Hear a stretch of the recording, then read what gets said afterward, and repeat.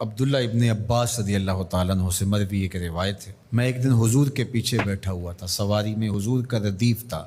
تو حضور نے فرمایا اے بیٹے، اے لڑکے، میں تجھے کچھ کلمات سکھاتا ہوں، تو اللہ کے حقوق کا خیال رکھ تو وہ تیری حفاظت فرمائے گا، تو اللہ تعالیٰ جل شانہ کے احکام کی حفاظت کر تو اسے اپنے سامنے پائے گا۔ اذا سألت فاسأل اللہ، جب سوال کرے تو اللہ سے ہی سوال کرے، اللہ سے مانگنے کا مزاج پیدا کر لیں کہ فرمایا تمہارے جوتے کا تسمہ بھی ٹوٹ جائے تو وہ بھی اللہ سے مانگو،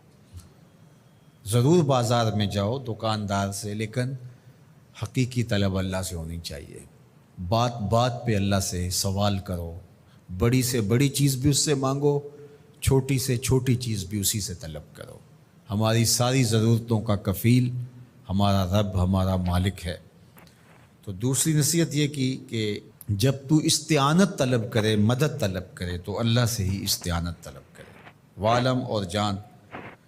کہ اگر ساری امت، سارے لوگ، پوری قوم جمع ہو کے تمہیں فائدہ پہنچانے کی کوشش میں لگ جائیں تو تمہیں وہی فائدہ پہنچا سکتے ہیں جو تیرے لیے تیرے رب نے لکھا ہے۔ اور فرمایا وَإِنِ اجْتَمَعُوا عَلَىٰ أَن يَضُرُّوكَ بِشَيْءٍ، اور اگر تمہیں نقصان پہنچانے کے درپے ہو جائیں، لَمْ يَضُرُّوكَ إِلَّا بِشَيْءٍ قَدْ كَتَبَهُ اللَّهُ عَلَيْكَ، تو تجھے صرف وہی نقصان پہنچا سکتے ہیں جو اللہ نے تیرے لیے لکھا ہے۔ سارا زمانہ بھی مخالف ہو جائے تیرا کچھ نہیں بگاڑ سکتا، ہاں تیرے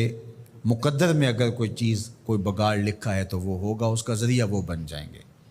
تو اس لیے پھر اسی سے مانگو، اسی سے طلب کرو۔ رفعت الاقلام وجفت الصحف، جو لکھنا تھا اللہ نے لکھ دیا،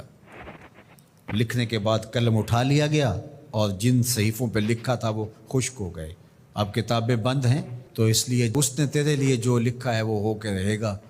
تو خام خواہ لوگوں سے ڈرنے کی ضرورت نہیں ہے، اور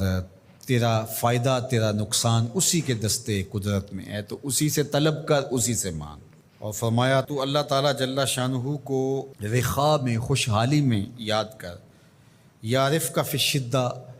وہ تجھے مشکل میں پہچانے گا، یعنی جو شخص خوشحالی کے دور میں اس کے پاس دولت ہے، صحت ہے،